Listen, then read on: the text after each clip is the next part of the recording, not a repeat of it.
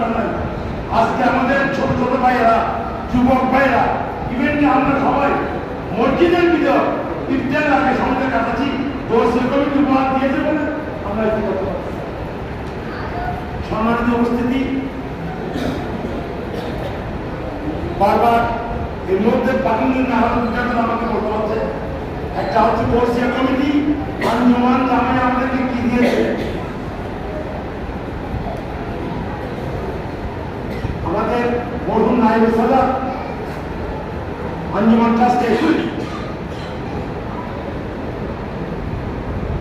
হোসেন সাহেব আব্দুল্লাহ কি দিয়েছেন, কি পেয়েছেন, আমরা সবাই সাক্ষী। উনি ধন্যবাদ কাজেই সন্তান, ওনার বাবা ছিল ব্যবসায়ী, উনি ব্যক্তি করতে পারতেছেন।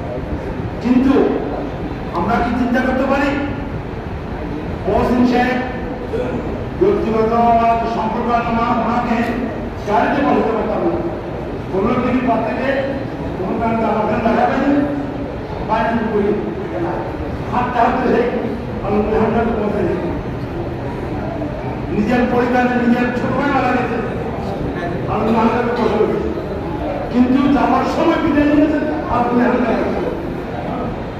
আঞ্জুমান জামাইয়ের খেদমত করলে কি হয়? সর্বশ্রেষ্ঠ গ্রুপ পেয়েছেন কি পীরে বাংলা সাবজাউলের পানিকে ওনার কবর করেছেন, হাত দিয়েছেন পীরে বাংলা। ঠিক আমার আমি বুঝাতে চাচ্ছি জামাইয়ের খেদমত আঞ্জুমানের খেদমত করলে কি পাওয়া যায়।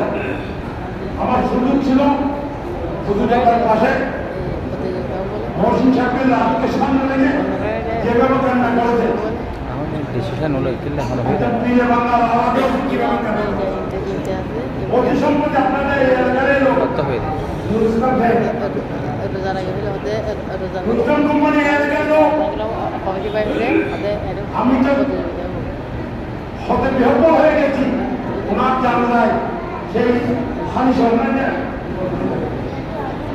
হালিশহর